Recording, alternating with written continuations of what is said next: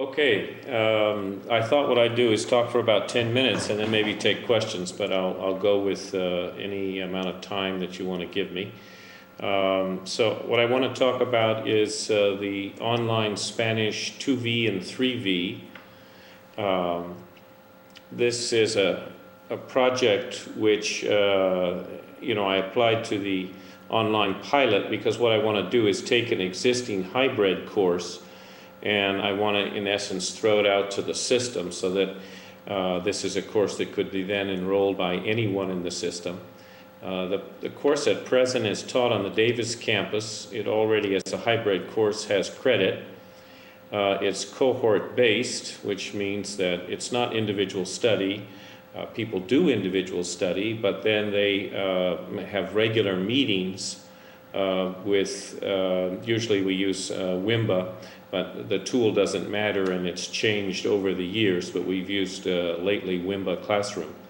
So the students are meeting 2 days a week in class, and the rest of the time they're using web materials, an electronic course which is called Tesoros, which was produced in Spain, and I'm the author with some other people. So we combine all these things in a pretty classically defined hybrid course where there's combining regular class sessions with online meetings, kind of the classic definition. So the goals for my online project are a rather moderate increase of the student-teacher ratio. Normally, one instructor would teach 25 students, 2 instructors would teach 50, and there are 2 instructors involved in this project. And so we've suggested, well, let's try ramping it up to 75. I thought this was prudent rather than putting in a proposal where we'd say we'd go from 50 students to 150. I don't think for language that's necessarily feasible. But we thought, let's find out what happens, what kind of creaks and groans happen in the vehicle when we ramp up to 75. There are 2 departments involved, well-known Spanish departments, ours at UC Davis, and then the other one is at UC Santa Barbara. So part of the idea was to use 2 well-established programs to help standardize the curriculum. This course 2V and 3V is actually intended for people who've taken Spanish in high school, but it was quite a long time ago and they don't remember, they didn't do well, and there's been enough time that they've forgotten probably 80% of what they know. So they don't really fit in Spanish 2, they don't really fit in Spanish 1. So that's why it's called 2V, 3V. It's 2 quarters, and then it satisfies the first year language requirement. So there's quite a large population of students trying to get through the language requirement using Spanish, and so potentially this could have an important effect on their career and getting them to graduate in 4 years. So some of the goals that we have for this particular online project are to leverage whatever UC-wide infrastructure in the learning course management system and the chat program, whatever technology is finally adopted. And I'm really looking forward to improving the course that I have as it stands. I'm going to give you just a real brief snapshot of how it works. And then leveraging some of the expertise of this group of instructional designers and tech support, because I'm really an advocate of you don't know what you can do until you know the full range of technical possibilities.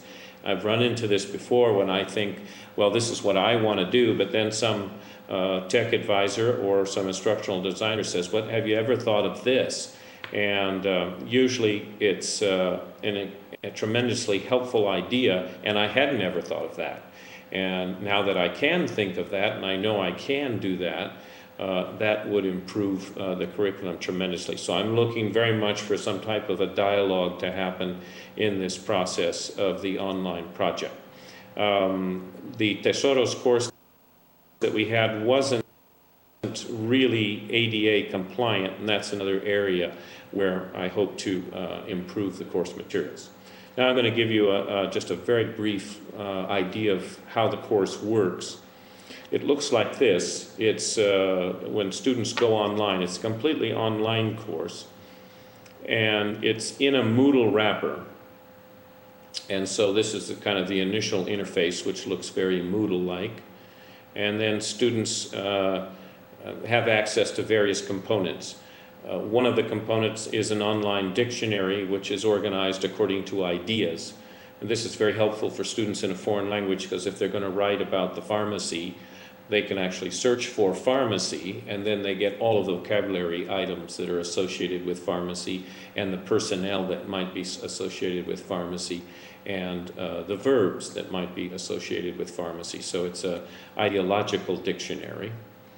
There's a storyline, there's a detective story. So students are working through the story, they're doing tasks, they're doing grammar, they're doing vocabulary, culture. They have online exams, and all of their activities and their exams are tracked with SCORM. I'm also looking to see if we can improve the reporting mechanism of the SCORM, which is working through Moodle. So SCORM is a tracking mechanism which some of you might be familiar with. You can zoom in with the storyline on just one particular vignette. You can study over and over and over the sound. You can navigate between the various slides of the storyline. We're using cartoons instead of video because video gets dated so quickly, and it's also horrendously expensive to produce. I do have a series of human interest videos, though, that I hope to incorporate to the project. These are just an example of some of the activities. You become an assistant to a detective. There's a mystery to solve, and you have to help the detective with his correspondence and with his research, and that's what kind of sucks you into the storyline. This is just an example of the vocabulary exercises. Here's an example of the grammar. Everything in blue, of course, is a sound link, so you can hear all of this as you're going. You can usually pick two accents. One would be a general Latin American accent or a peninsular accent. The differences are pretty minimal, though. Those of us who teach Spanish really don't worry too much about these differences in accent because they're so minimal. These are just some exercises. This is a drag and drop. You know, there's a variety of exercises that we have. And then actually Tesoros itself, the Spanish company, has developed their own trimodal chat, which they call Simple Meet. And this is just an example of how it works. It has a wiki, it has a chat, it has uploading capability, and they decided to go with a maximum of 5 people talking, thinking that any more than 5 would not really be a productive conversation, and it's not a bad way to go. And that's it as far as the slides go, and so I presented a number of ideas, and maybe it'd be best to now take questions.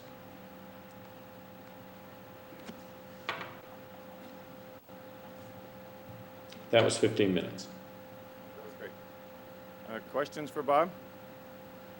Dan, hang on, Bob, while we get him the microphone. All right. Hello, this is By David. the way, it's about 90 degrees here. You could fry an egg on the sidewalk. Yeah, that's right. Uh, we'll forgive you that. Yes. Hello, this is David Pan.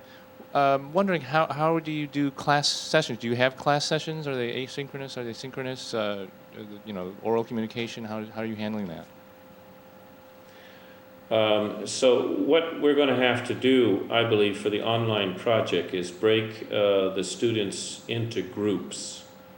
And this is something that we're going to have to arrange. It's more of a logistic problem between the 2 teachers involved. So we're probably going to have to break things down. I'm not sure what size group we're going to have to go with, but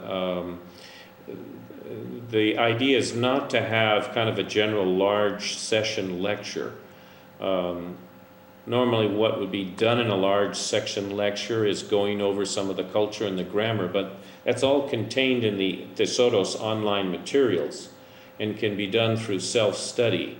So what we hope to advantage is keeping alive what is the actual practice time, only doing it in groups. This is very important for our colleagues so that they know that students are getting a chance to practice. They're getting a chance to listen, they're getting a chance to respond. I think if we have small groups, it may even be the case that through the synchronous chat, a student might be able to actually respond more times than they do sitting in a classroom.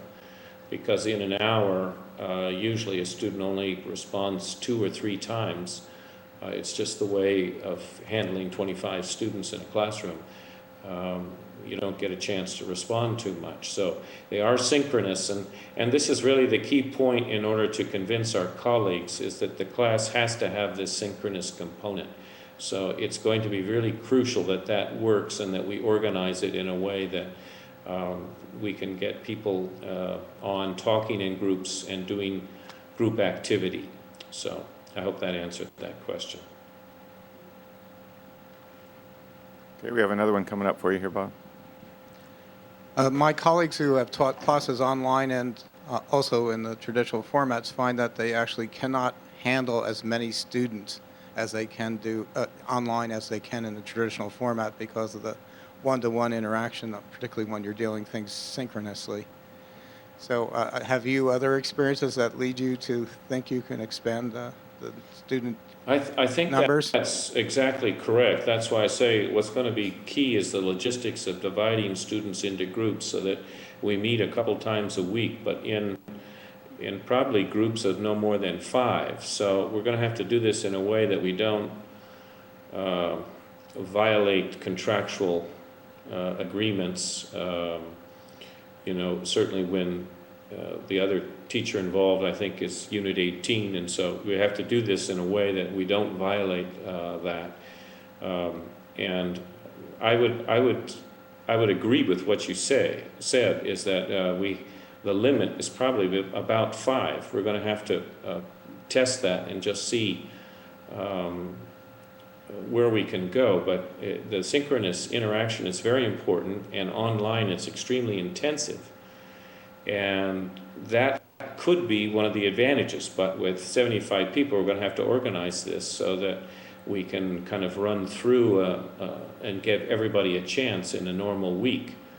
So the logistics are going to be extremely important, I think.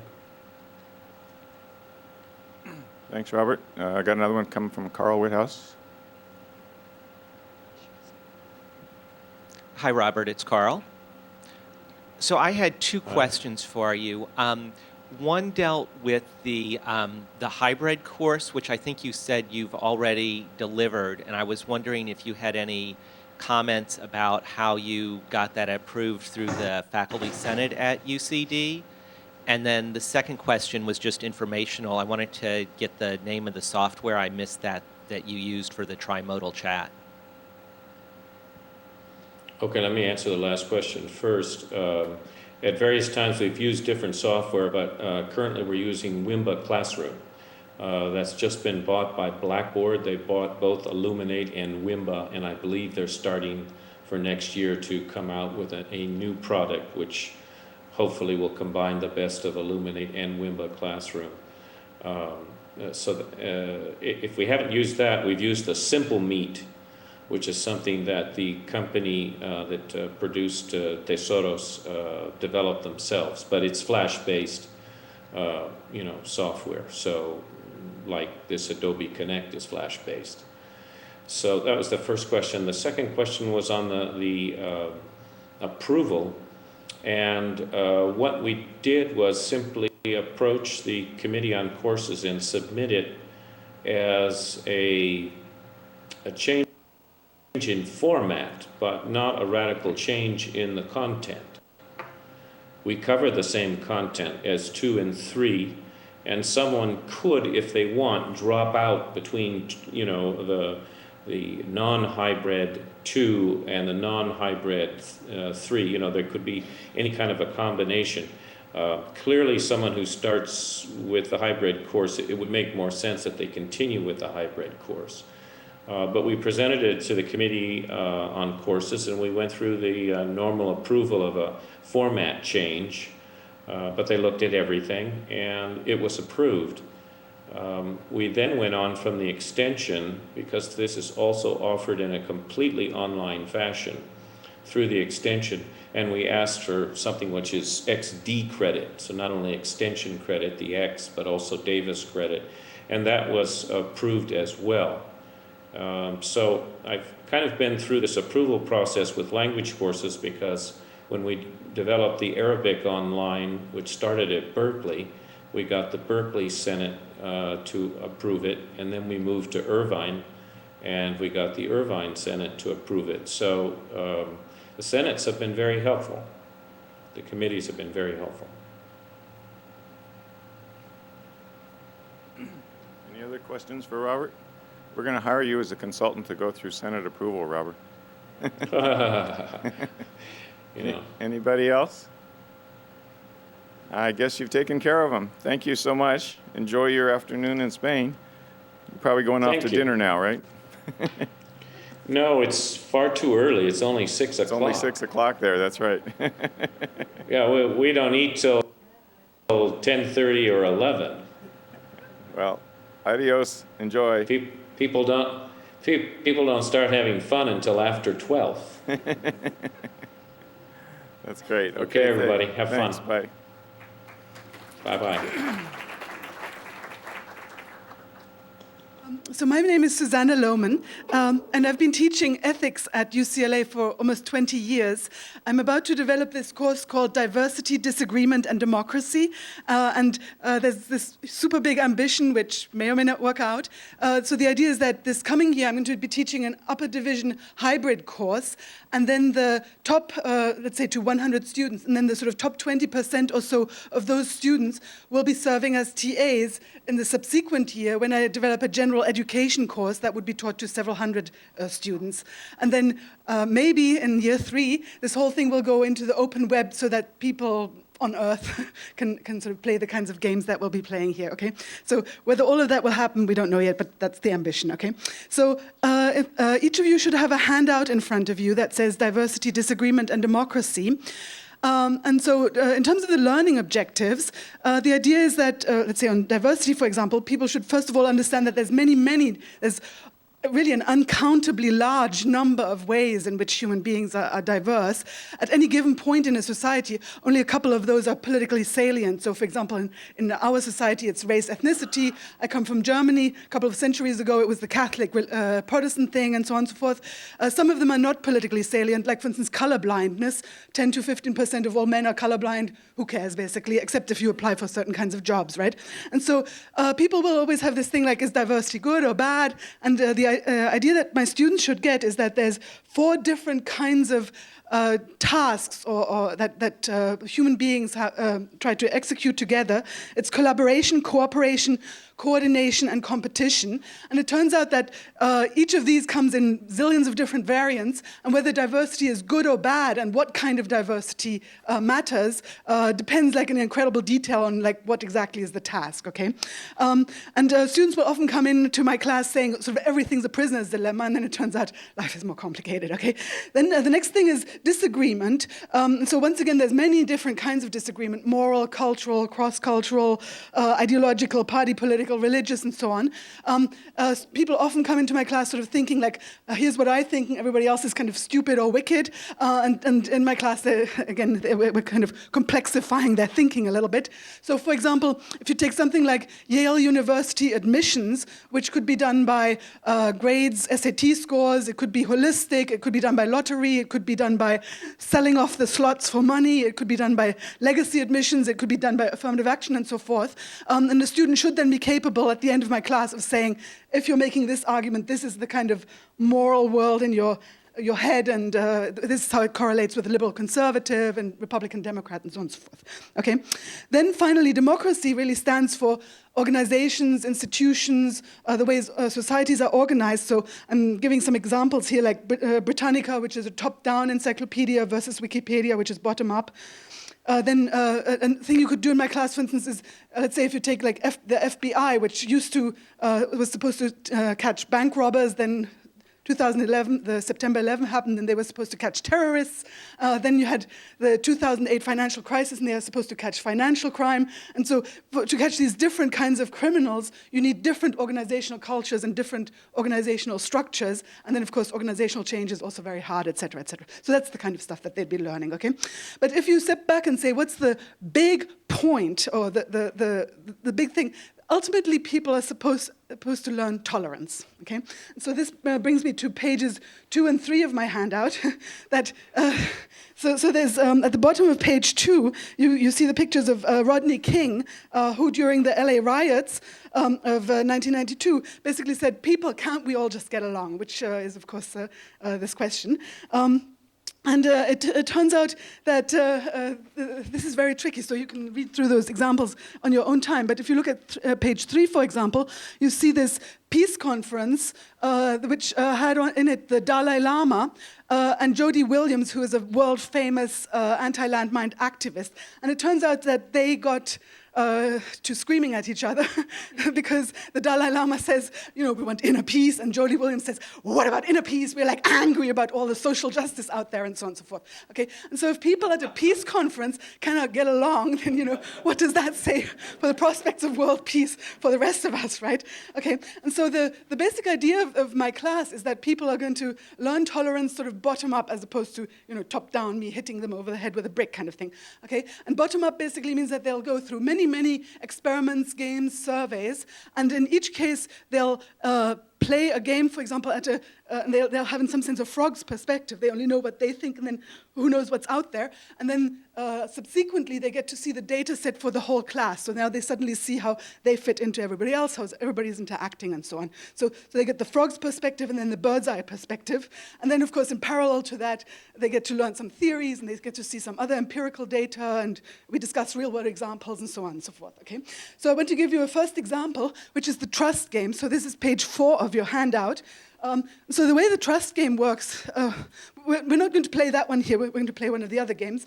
So I'll just tell you how the trust game works. So each student gets $10, okay? And they can either keep those $10, or they can give some number of dollars to some other student in the class who will be randomly chosen. And by the way, all of this is anonymous, okay? And so let's say they give the other student, so let's say they keep, whatever, $2 and give the other student, give $8. Whatever they give to the other student gets multiplied by 10. So the other student now receives $80 and can now choose to keep the $80 or give some amount of dollars, or even all of it, back to you, back to the original person. Okay, and so that's it. That's the trust game. Okay, and what you can see is that so in other words, there's a second step where there's $80, and then the other student basically keeps so and so much and gives back so and so much. Okay, and it turns out that this trust game measures two things. It measures trust and trustworthiness. Okay, so in the first stage, the amount that you give to the other student measures your level of trust, and then the amount that the other student gives back measures the level of trustworthiness. Okay? And then you can see on the next page of your handout the sort of typical results for a class. Incidentally, what you often get in these games is that the distribution across classes is always pretty much the same. Okay, so there's, but then there's individual differences.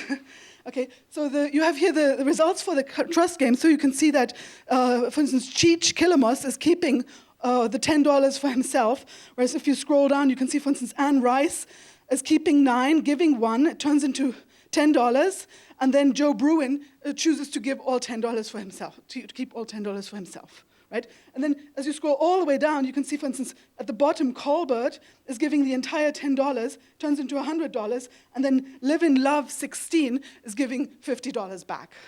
Okay, so anyway, there's actually an enormous amount of subtlety in this data, which I don't have the time to go to.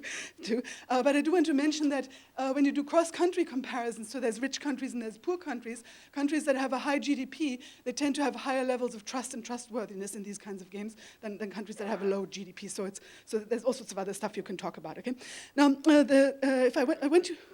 Yep. the way it gets executed in the classroom is that I have an urn, so we'll actually be using an urn here too. So I have something like this, okay? And then each student fills out an index card with their information. They put their index card into the urn, and it's visible in front of everybody.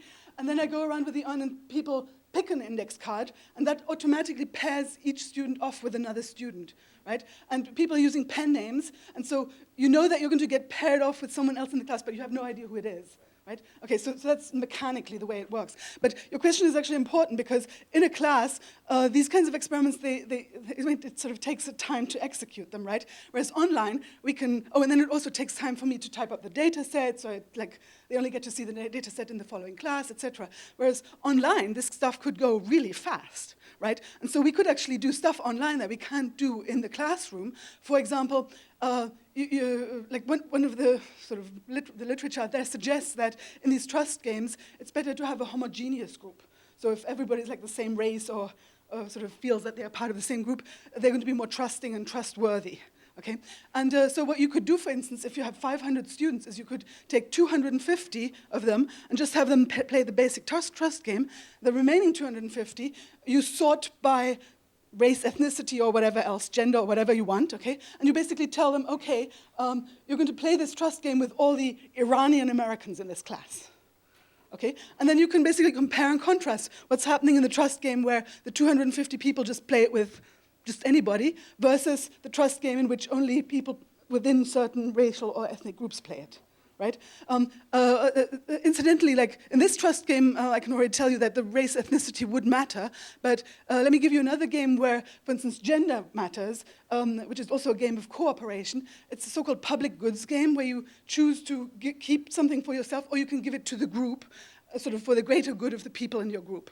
Okay? Now, it turns out that when you do that, then on average, women give more than men. Okay? Now, the effect is not very strong, so the diversity within the group of women is higher than the cross-group diversity, okay? But there is a gender effect, okay? Now, it turns out if you play the public goods game, if you combine a game of cooperation and competition, that is, you're giving to your group so that it can beat another group, men give more. And it's called the male warrior effect.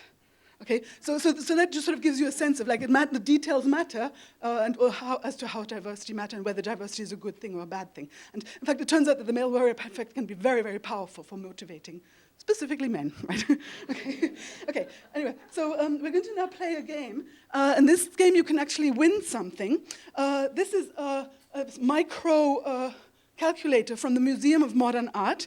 It is worth about $5, but it is a prize-winning calculator. Okay, and so I want you to look at the next page on your handout, but do not yet go to the following page where it says guessing game. Okay, and then I want you to write down a number. It's supposed to be a natural number between 0 and 100. So you can write down, 0, 1, or 2, or 98, 99, 100. So natural number. Okay, don't yet go to the next page, by the way, because that gives you the results for my classes.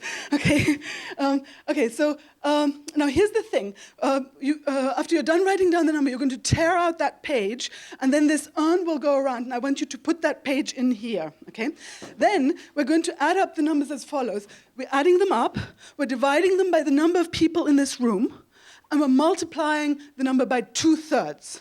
So at the end, you'll have 2/3 times the mean number in this room. Okay? Whoever is closest to 2/3 of the mean number gets this calculator.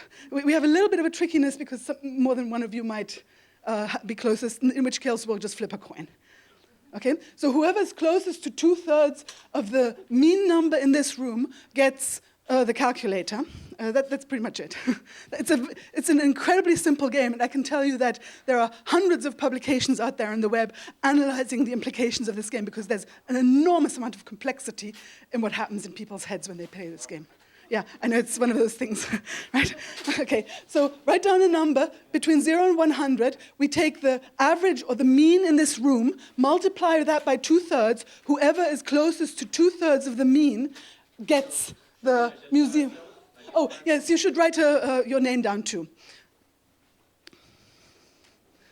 And then I'll let the urn go around, and then we'll announce the winner later on, okay?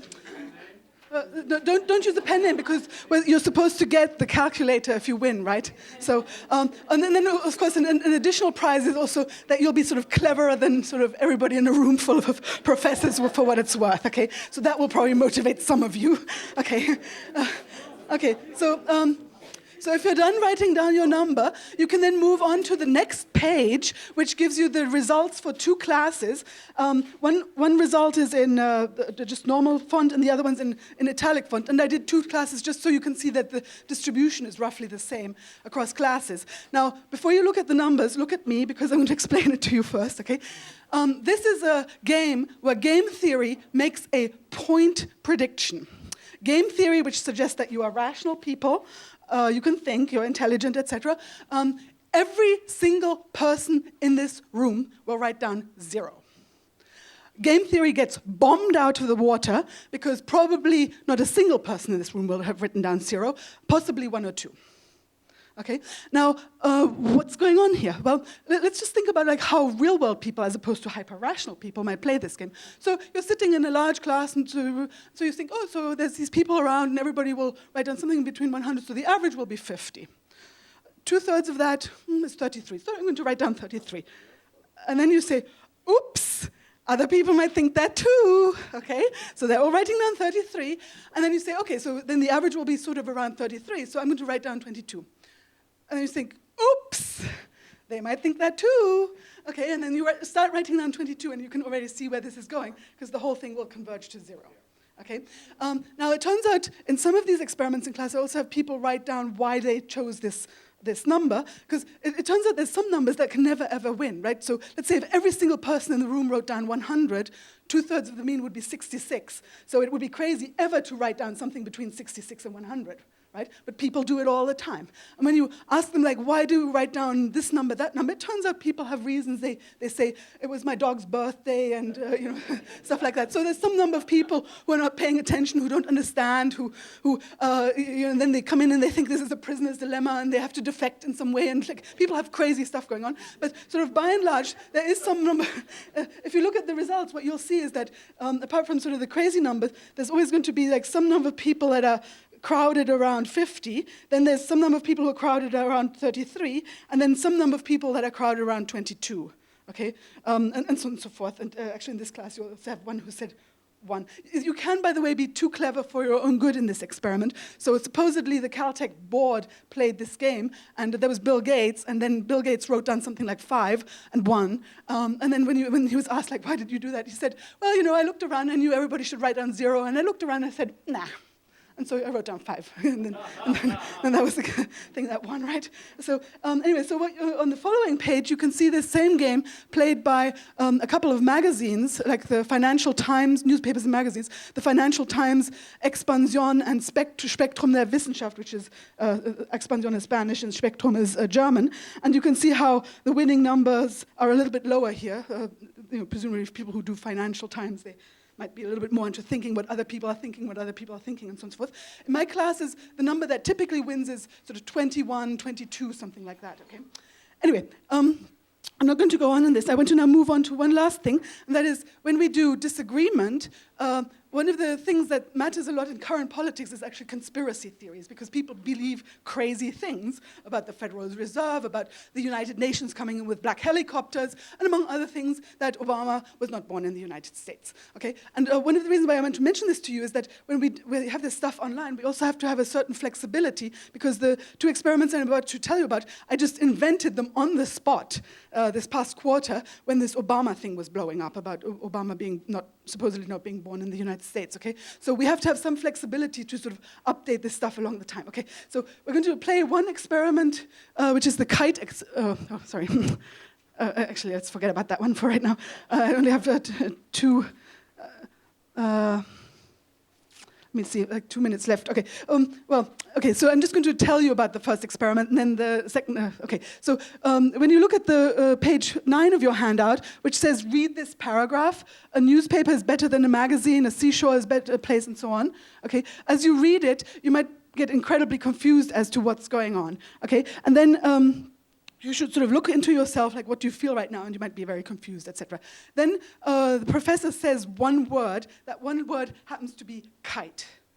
okay? And then the moment you hear the word kite, like in your body, you sort of feel relieved or whatever, okay?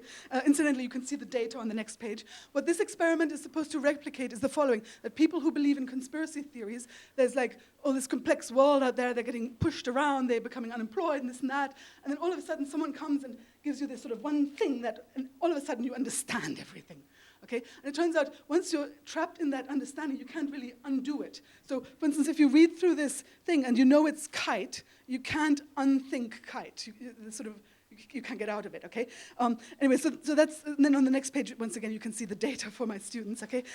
Let me actually end with the Bertha experiment. So on the following page, this is page 11 of your handout, you have the data for, was Obama born in the United States, yes or no? And so the day on which I ran the experiment, there was like a newspaper article saying that 51% of all Republicans don't believe that Obama was born in the United States. And I thought to myself, I do not believe this poll.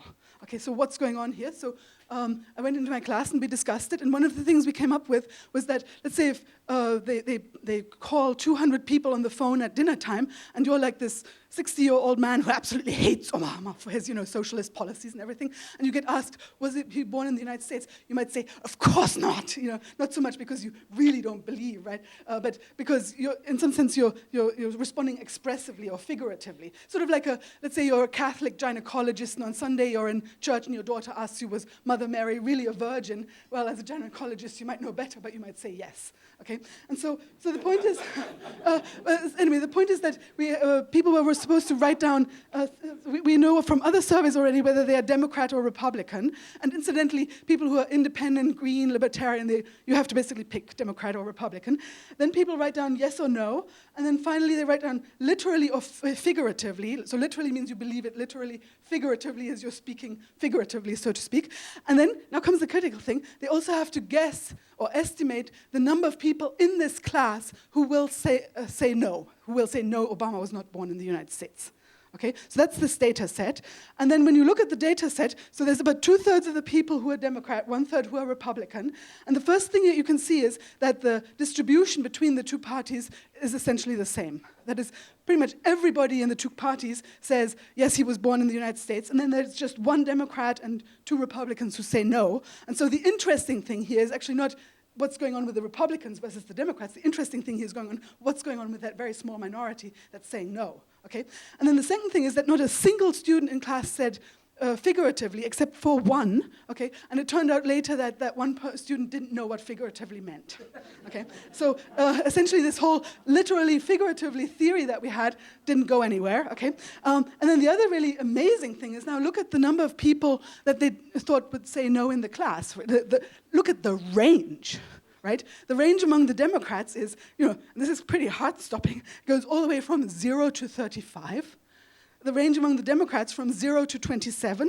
And several of the people who said 0 said, I can't believe that a UCLA student would actually believe that, right? But there it is, there are 3, right? And then on the next page, you can see the beginnings of like they were basically supposed to write down what they were thinking, and now you can basically figure out what were they thinking, by the way, not just if they said no, but also what was someone thinking who says 15 people will say no, right?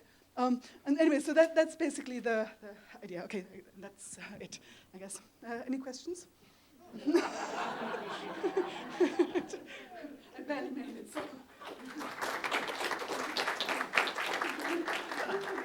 You will be winners, so. Great, Roger? So, with all the survey data, how does this work into an online class? I mean, it sounds to me like you have an awful lot. Here, you can come up. Come here. Okay, so the way the online class will work is that they will go through a sequence of surveys, experiments, games.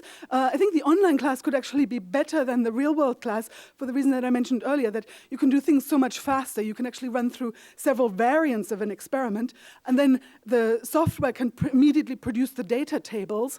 Oh, I'm sorry. Uh-huh.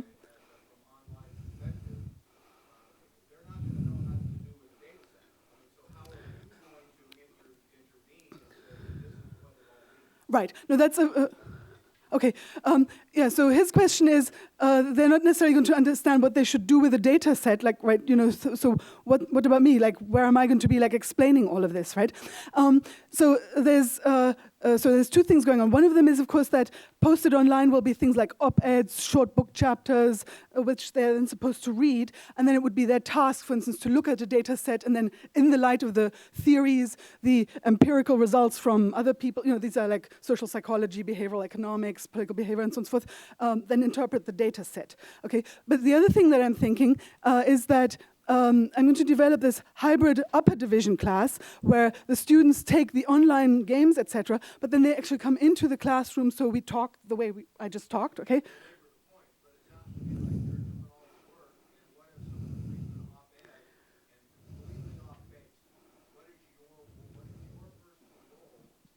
Yes. Right, exactly. I'm about to answer your question, so if you just hold off for maybe 10 seconds, I'll get there. Okay.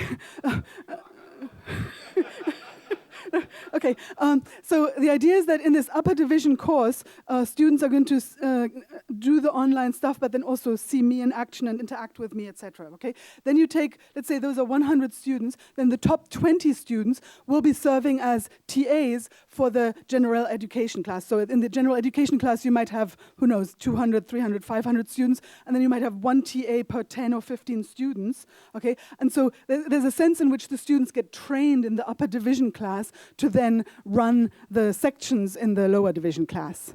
So that's the idea. But then keep in mind too that there is some sort of literature surrounding all of this. So at least in principle, it should be possible for a student to read, let's say, a book chapter, a journal article, an op-ed, and this and that, and then look at the data set and interpret what's going on there. Okay. But yeah. Okay.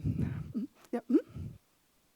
Hi, I'm Jacqueline Shea Murphy. I teach dance at UC Riverside, and my question has to do with the questions about diversity and racial tensions or sexuality issues that come up in a classroom that, for my teaching, I think are really central and important to the kinds of classroom teaching that goes on. And one of my concerns about going online is actually how do you address those issues when they come up, or how do you, in a sense, harness them into something useful and helpful? And I mean, the model that you're presenting with all of these, charts and tests and stuff in a way deflects that, but I'm just wondering if you have any thoughts about how the difference between being in front of an audience where you're dealing with them and where people are getting uncomfortable and you find ways of handling that can be translated into an online environment, because I think it's a really key issue. Yes, I completely and totally agree with you that there are things you can do face-to-face that you can't do online, and there are things that you can do face-on-face better than you can do online. So to give an example, and I don't mean to shock any of you here, okay, but one of the classes that I have is a comparison of homosexuality, zoophilia, and pedophilia.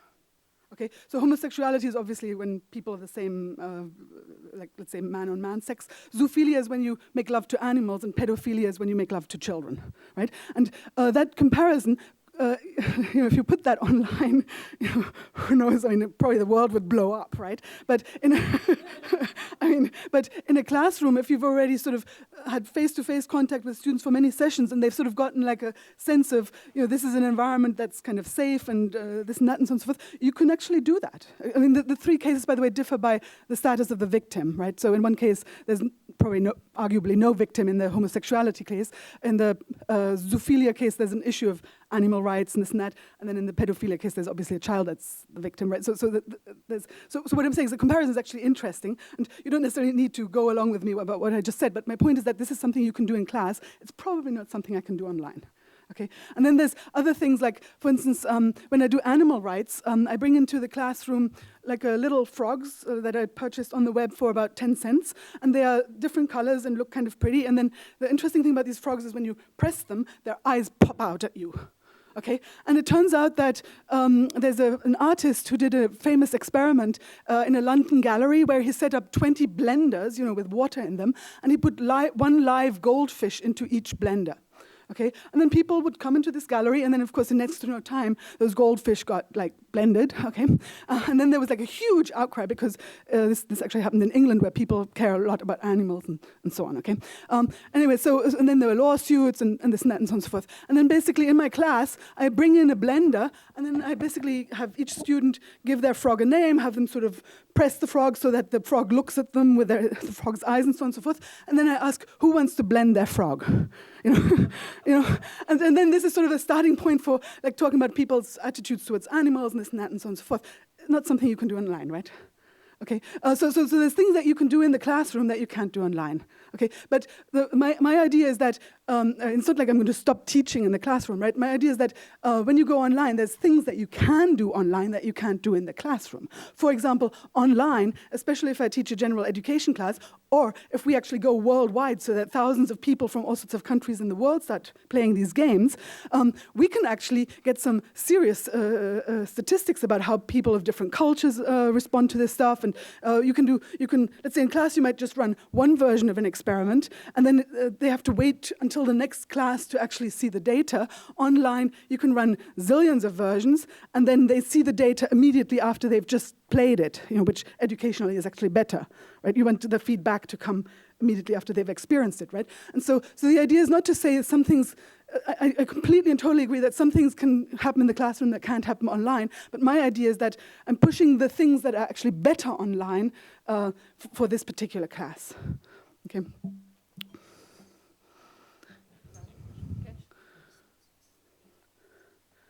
Okay, yeah. Okay, so here's the scoop. The winner, so remember, it's the mean times 2/3, right? So the winning number is 23.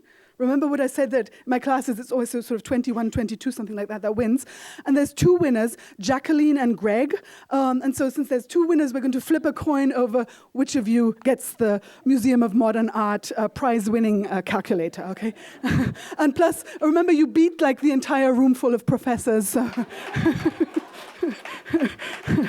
Okay, yeah, so anyway, yeah, so more questions? Mm-hmm. Okay, well, thank you so much.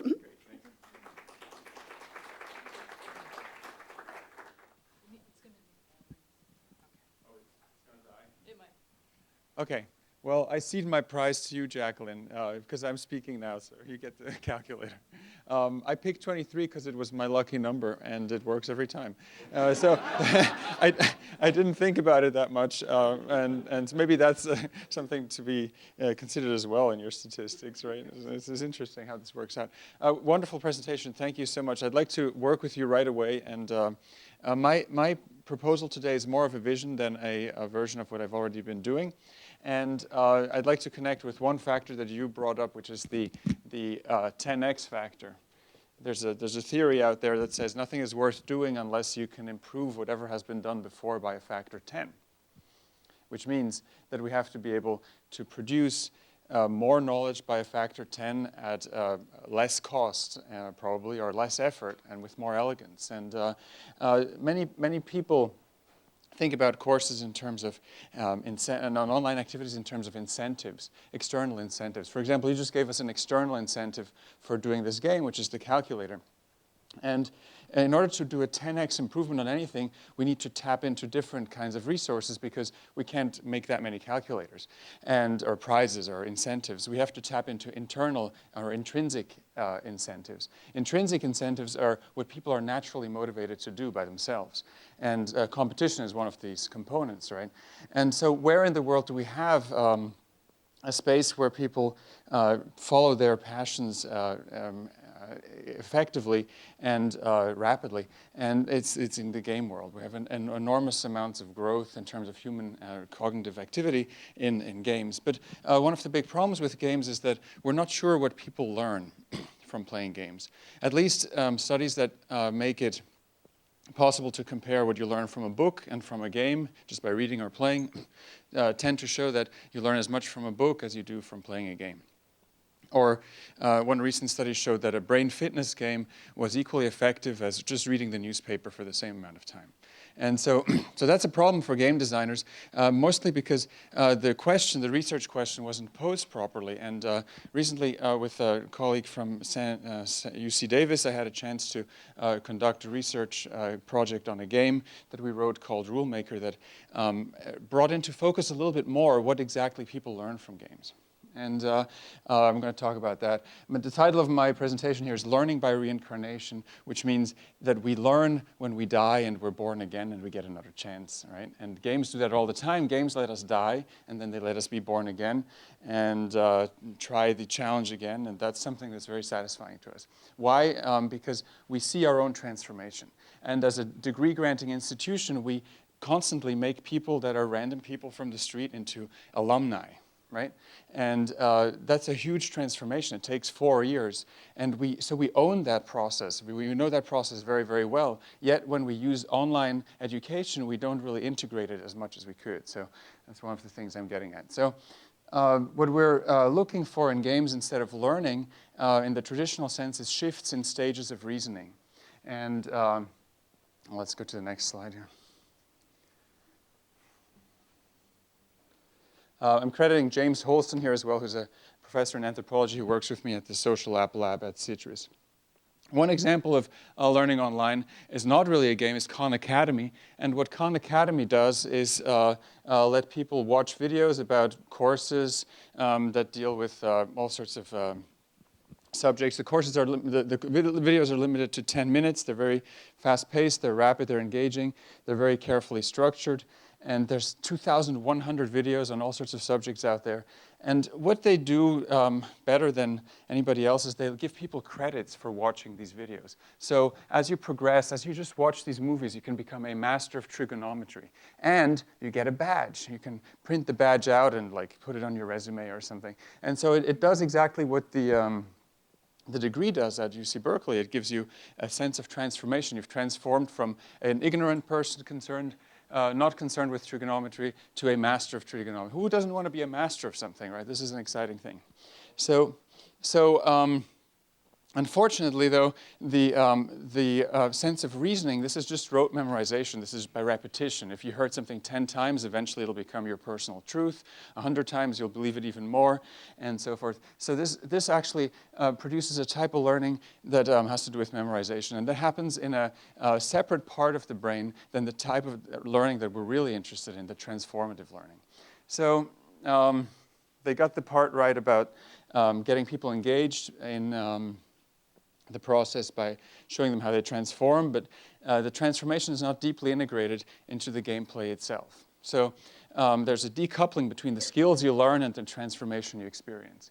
I'd like to point your attention now to a game called the Portal 2. Portal 2 just came out. Portal 2 is a beautiful game that has a very simple game mechanic. A premise is that you can shoot a hole into a wall and a hole into another wall, and that you can then move from one hole that you shot to another hole that you shot in a simple step. So for example, I could carve a door. There is a door right there. I could carve one door right there and one door maybe down by the marina. And if I walk out there, I come out by the marina. When I walk in the door by the marina, I come back in here. That's the portal concept, right? And so as you start playing this game, there's a narrative that sets up your need to navigate complex spaces. And you can only do so by carving these portals into a space. It's a very sort of post-apocalyptic game. And it allows you to think about space in a very different way. And the transformation that you experience as you play along is you start having a different quality of spatial reasoning. And so there's not a shift in knowledge and understanding how things work and in knowing a piece of information, but there's a different type of reasoning that the game introduces. So we go from reasoning that we're familiar with to a spatial reasoning that is very adventurous. And it teaches us through this spatial reasoning to break down space into sort of a very reductionist notion of how to get from one place to another. And let me go back here one second. So typically you have to move a cube onto a switch. Here's a cube. You have to move this cube, into very, maybe it's over here at first. You have to drop it through the hole, drop through the hole with it, and fall out here, and eventually come down into a space that you couldn't access any other way. And so as you get better at this game, it's very carefully structured. There's many, many different levels. As you move from one level to the next, your reasoning skills increase proportionally to the challenge of the task.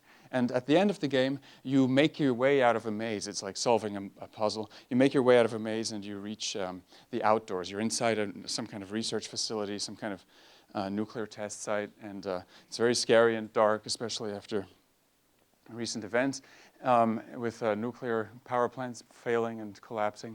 And so you're trapped in one of these nuclear power plants, and you have to work your way out of it. It works eventually, and what you have is, at the end, you have a sense of freedom, but you also have a sense of having acquired a new way of reasoning in space. Another game I'd like to talk about briefly is Minecraft. Minecraft is a game where people have to chip away at cubes, and the cubes they extract from a algorithmically generated landscape, and they mine the cubes, or they mine ore, and with the ore they can then later on build castles and structures that are there because we need to defend ourselves against people called mobs, creatures that come attack us at night. So there's a day-night cycle. In the day cycle, we mine ore, and the night cycle, we have to hunker down and protect ourselves from mobs that come and attack us. So there's a shift in reasoning there as well, where you do something called resource balance, right? You have resources that you need to collect, and then you need to sort of corral your resources for the nighttime sequence and protect yourself and survive. Of course, if you fail, you die, because mobs come and eat you, and it says game over, score is something, and then it says respawn, which means play again. And that is another way of indicating how people transform through gameplay, right? Because there's a lot of studies that show that people, when they die in games, actually feel a tremendous amount of relief. Because there's two kinds of pleasure. One kind of pleasure from positive stimulation, and the other is the pleasure from absence of negative stimulation. So if you've been stressed out about mining stuff and being attacked by creatures in the middle of the night, the creatures are very scary in this game. Really, it shocked me. And don't play this late at night. It's very bad. And if you die as a result of being attacked by the mob, you're then a sense of relief of like, I don't have to worry about being attacked anymore.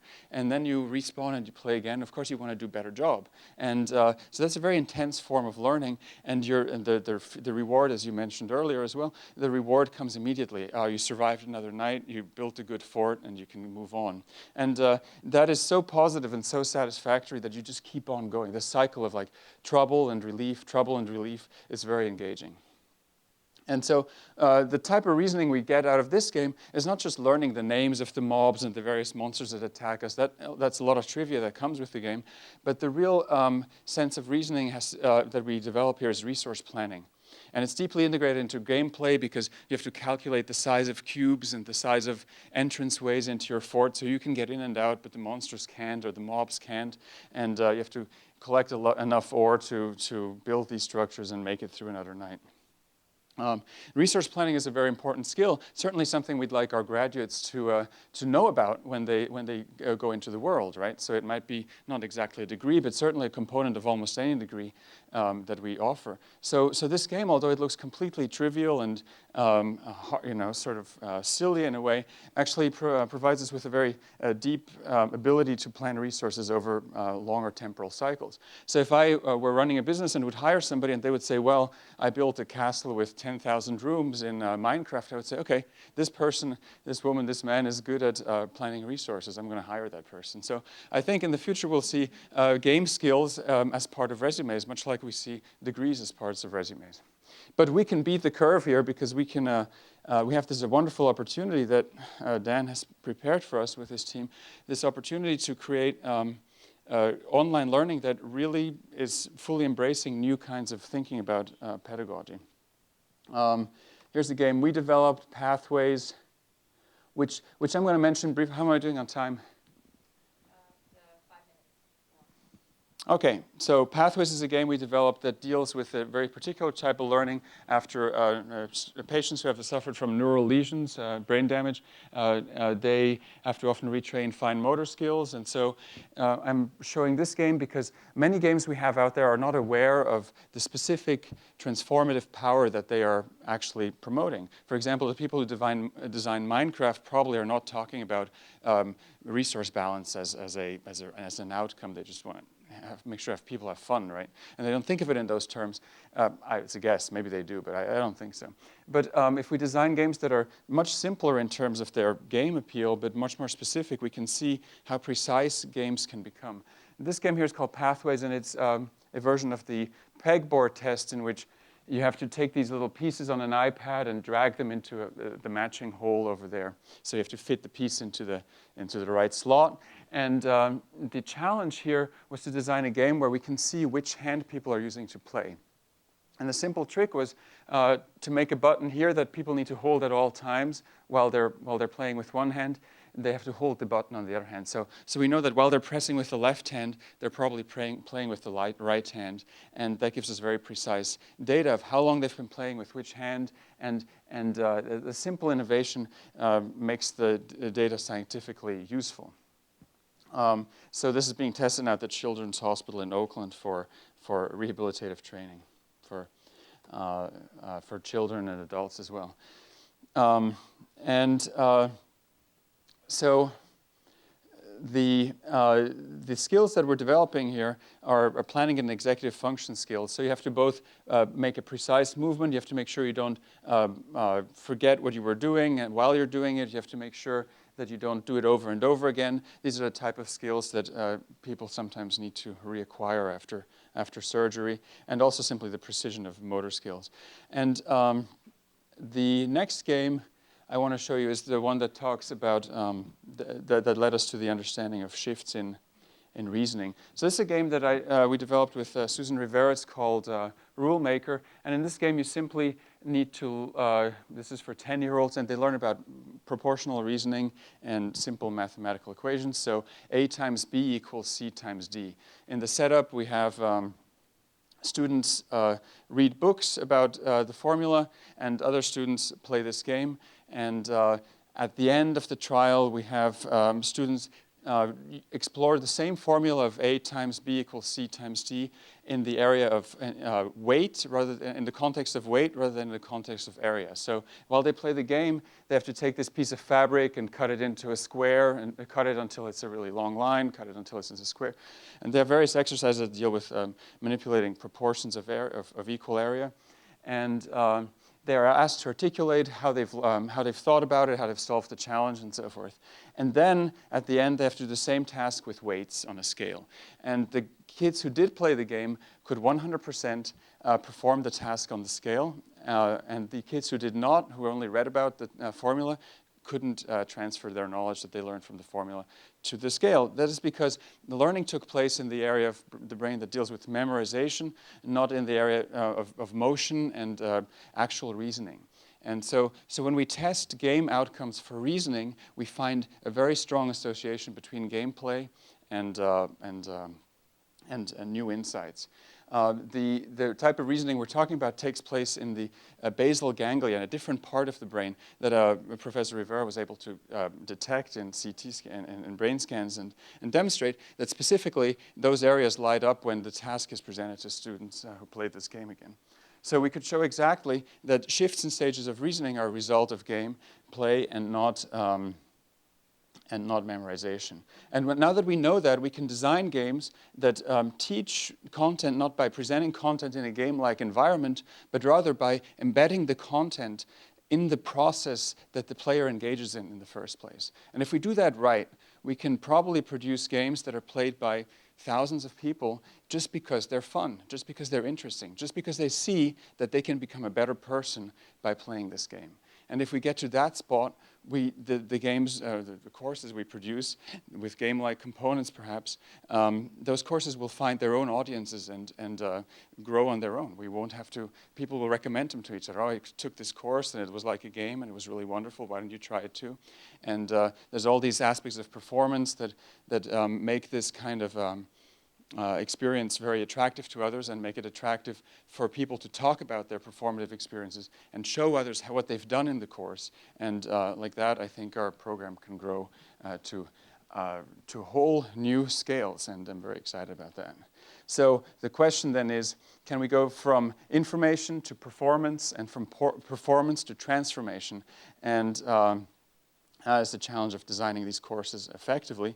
And ultimately, can we create an online game that is a pure game? That's what I'd like to do. Thank you.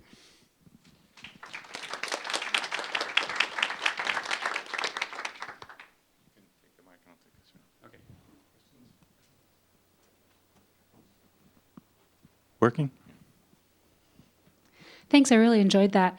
My question is about transfer, and you talked about that a little bit with the kids who learn to transfer what they learned. I'm concerned about the game that has people building with blocks and keeping away the mobs, and it looks really fun as a game, but from an educational standpoint, unfortunately, people don't usually transfer what they learn really well in one spot into another perfectly applicable opportunity. They don't usually make that jump. And so I understand about the argument that that part of the brain lights up, the same part of the brain that indicates that they would transfer it, but what would you put into a course to help make sure that they transfer the learning from the game into the real life application? Well, first of all, there shouldn't be ever any distinction between the virtual and the real. There never has been an effective distinction. When we think about the virtual, it's really just being in a state besides ourselves, right? And so when we imagine what we do for lunch, we're already in a virtual space. And so we need to transition much more fluidly between the virtual and the real. And to do this effectively in a course, I think we should design components where people, wherever they take the course, have opportunities to go leave the screen and go out into the real world and apply what they've learned and come back and bring what they've learned or seen in the real world back into the screen. So back to Minecraft, if I play Minecraft all night and then the next morning I prepare breakfast for my family and I realize I ran out of milk, well, I didn't learn anything, right?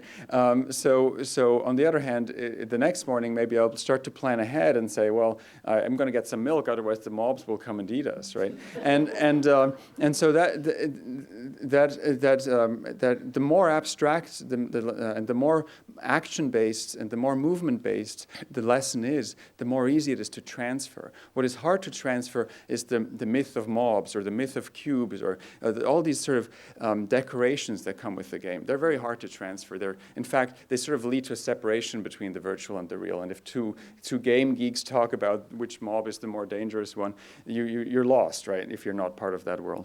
But the actual process of preparing for tomorrow is probably transferable much more so. So it's hard to articulate that more precisely, but that's a lot of work needs to be done there. Right? Yeah, that makes sense. I guess just my follow-up comment is that usually I'm thinking of games that are or classes that are supposed to teach teaching skills to student teachers that then go out and apply that in the real world. Usually the transfer only happens if someone says, make sure you transfer this. This is transferable. Often the kids or the students in the class don't actually remember that they learned something they should be now applying unless someone points it out. So that might be something. But then you have to remind people. In my world, I would say you can remind people of the status they've achieved in the game. Right? They went from drone to Dragon Slayer, and now that they're Dragon Slayer, are you going to handle this situation X out there as a drone or as a Dragon Slayer? You choose, but you know that you have the badge, so you can do it. So it's about being aware of your own skills, and if you have to remind them, then maybe you have to give them more badges, and they'll remember.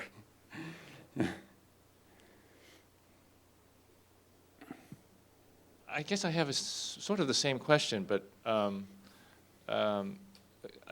I guess I find very compelling the argument that all of these things that we do, in different skills that we learn in classes or skills that we need for jobs and things, they're all essentially organized within games. And the examples you give, I think, are very compelling about that. But I guess that leads me to almost the opposite conclusion that you get to. How so? Because if everything is a game, then every game is different. So that, like, you know, I specialize in German literature, right? Yeah. And you could say that that's a game. It's got its own sort of content. It's got its own sort of rules and strategies and stuff like that. Somebody else is in mathematics. Certainly you could treat that as a game. You've got a certain set of rules and you learn that. But because I've learned German literature doesn't mean I can transfer that to mathematics as a different game. Or even if I've learned German literature, it doesn't mean that I can transfer it to English literature, in fact. Even though the reasoning is somehow the same, the content itself of each game is really integral to the field and to the skills involved. And there's, I mean, sure, you know, I can learn German literature and then theoretically I could learn more about English literature quicker than somebody else that didn't learn about literature at all, yes. But for me to become a Shakespeare scholar, it would take years and years, just because there's all that content is not somehow just somehow arbitrary and irrelevant to the whole process. In fact, in fact, it's not just a matter of transferring my German literature game skills to English literature, because in fact, English, the field of English literature kind of has its own, you know, they have their own ways of doing things, in fact, a little bit to a certain extent that are different. But I mean, I guess it's the content aspect that's linked in that seems to me that the transferability is not so much there. But ultimately, I think that your method could work for specific courses and job skills, but it would be, you'd have to link it up into a specific kind of content. And I guess I'm wondering, again, like the other person, you know, which concrete courses you're thinking of and how you would develop and link it up to the ultimate skills. Right. Well, so down with discipline. Discipline is over. You know, I appreciate German literature. Hier bin ich Mensch, hier darf ich sein. This is great, but I also appreciate the quality of a thought, right? And the quality of a thought can be seen if we strip away the layers of discipline much more than if we are attached to markers of knowledge and markers of sophistication. I gave this similar talk to this one at the Modern Language Association, and you can imagine how it went. It didn't go so well, and because we often, academics, we often are so trained to achieve in very specific conditions and with very specific markers of success, and that is limiting us tremendously and making us, I think, fairly unattractive to the average student. Maybe in the PhD level it's different, but at the undergraduate level, a certain degree of specialization isn't really that compelling anymore. And I question whether we can push quality of thought without relying on specific knowledge. And so the topics that work well are somewhat more abstract. That they're really not about, you know, knowing things by heart or understanding deep structures of you know, lots of reference materials, but about how you navigate territories, how you acquire new knowledge, how you find out what you need to find to make a compelling argument, how you solve challenges that have to do with thinking, with quality of thought, not with quality of knowledge. And that's a big shift. I think that more and more, especially online culture, really, you know, a lot of information is now easy to recall, but the process of thinking it through and finding it and constructing arguments thoughtfully is one of quality of thought that we need to cultivate more. So I think that's a little bit of a challenge of the academia in general. Yeah.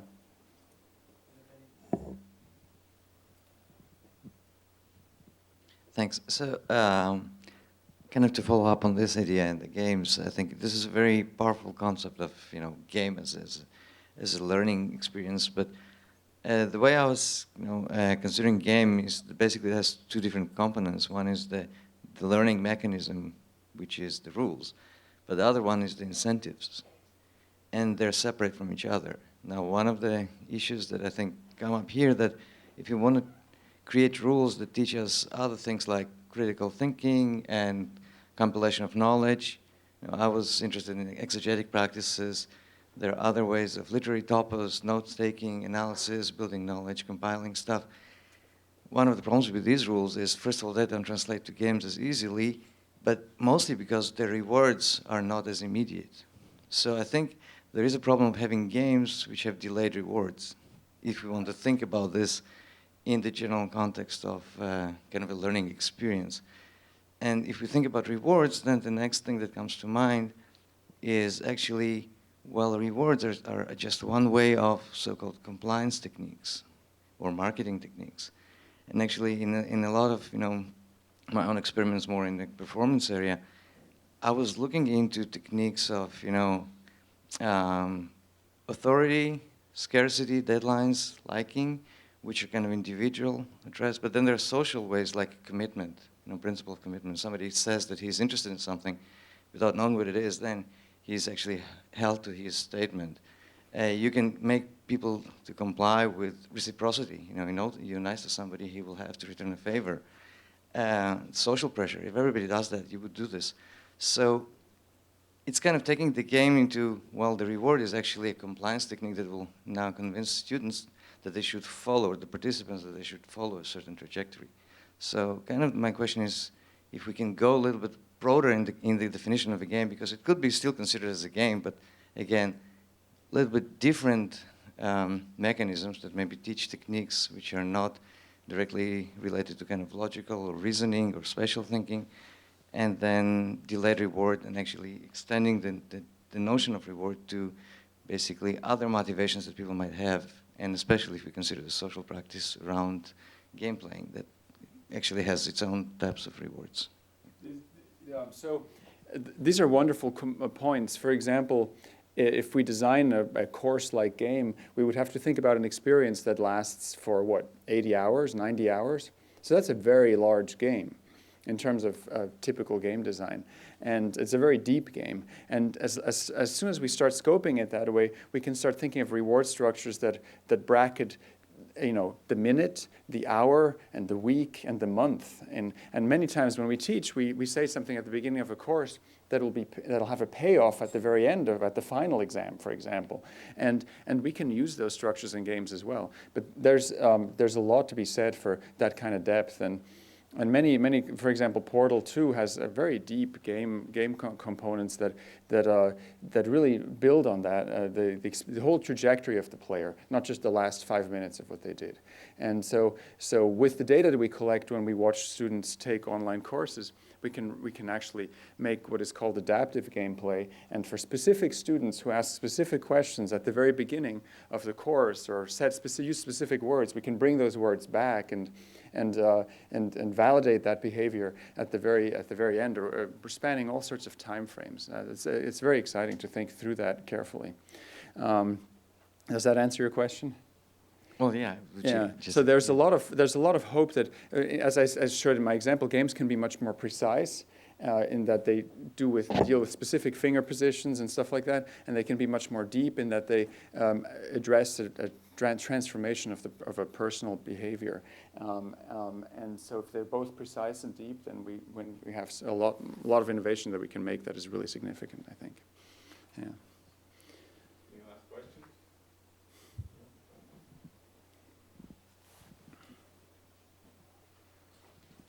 There's no doubt that there's a high agency factor in game playing theory, but building on what Shlomo says about incentives, how do you determine whether you're going to put a positive or negative incentive associated with the game? Because there are psychological, issues based upon positive and negative relationships that are built into game theory. I'm not sure what you mean by game theory. I'm just talking about game studies here. So. And game studies, well. Yeah. So does that go to the question, the component of what you asked earlier about conformity in gameplay and how games make us stick to rules, that kind of thing? Non-academic is a badge, positive. Yeah. Mine, the calcium one, you die. Yeah, yeah. One's positive, one's negative. Oh, I see, yeah. So what kind of carrot do you give in an educational environment? Well, you really give both, right? you give both. The biggest carrot that we can give is for students to respect each other.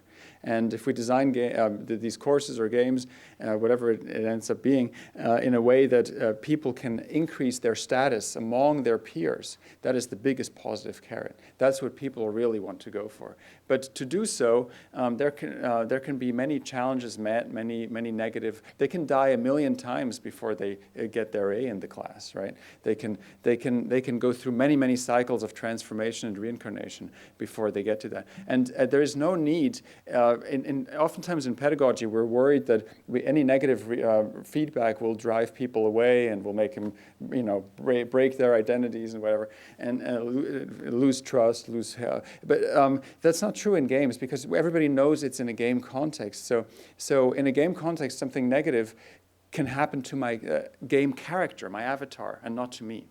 So if I'm Dragon Slayer 23 in the game, and Dragon Slayer 23, gets bitten by an alligator, I didn't get bitten by an alligator, so I can have this distance. It's like a puppet that I can externalize feelings with, and so forth. And so that's why negative negative feedback works very well in games. And a good deal of fear is welcome, actually. It drives as well. Right? We need both hope and fear to drive. Yeah. Hi, I guess I have two questions. One is sort of a narrative question, and one is a... not about the calculator? Right, not about the calculator, although related in a sense. One is a practicality question, and I just want to preface it by saying I'm from a game geek household. My 8-year-old is right now at home playing Civilization, I'm quite sure. And good for him. I have a concern. I guess I don't have any concern about whether it's transferable or whether the learning that's going on is actually learning, but my concern is actually more about the other things that are getting learned alongside it, with a lot of these games that are about conquering space and sort of hoarding resources and sort of the cultural. I mean, I spend my days doing cultural studies analysis of how capitalism and racism and colonization function, and then I go home and there's these games that are teaching logic and spatial reasoning and all of these wonderful things, but they're also teaching all of these other things. And so how to take over nations and why, right? Exactly. Yeah. And with your little dark-colored, things that are going to work your plantation. And so when I heard, that's Puerto Rico, the game. When I was listening to you, I mean, I guess in the games that you're making, they seem to not have narrative in the same way. They're, more actual, as you said, maybe a pure game. I don't know what that means exactly. But how do you deal with narrative, not just the logic that's being taught, but the other issues how do you design games that don't do that, in a sense, or use the educational model as opposed to the commercial model to use what game can do in a different way? And then my other question is, games are incredibly hard to make. How could I possibly make one in my class? So, is this transferable to the rest of us schlubs is sort of my other question. So but games are hard to make because of both things you just mentioned, because they're technically hard to build, and there's a lot of sophistication goes into the design of the rewards and the design of the logic and the narrative and so forth. And we distinguish between game assets and game mechanics, and more and more tools are available to build games based on previous games. And so sometimes just switching the assets puts the game in a different context. There's a game called McDonald's where you have to go, cut down the Amazon rainforest to make more cows, it's a very simple game mechanic, but it leads to an absurd situation where there's only cows left on the world, and the planet collapses, and you realize as you play that you're doing the wrong thing. There's other games where game mechanics change the narrative. For example, there's a game one of my students developed where you had to go shoot terrorists in a market, and of course, as a result, you injure and kill non-combatants or whatever, collateral damage, and so that looks like a standard game that we know and fear and typically think that's probably. But then after the raid, you have to fill out a form in which you have to describe in very great detail why all these other people were killed. And filling out the form takes much longer than the raid, which is like 30 seconds. And somehow that game mechanic made people really loathe the idea of hurting non-combatants or just the whole operation itself. And it was very interesting how that simple addition of that game mechanic of filling out that form changed the whole sort of valuation of military action. And so very successful in pushing the meaning of the game into a different direction. And yes, those are very powerful rhetoric devices, the propaganda devices that we have, and we should use them for what we care about and make sure that they aren't all about domination, exploitation, and the types of things that we don't want to teach our students because they probably got enough of that already, and that these kinds of informations don't turn people into citizens. They don't turn people into people who support the world they live in, and that's a problem, right? So we have to design different games. That's exactly the challenge. Yeah. Thank you.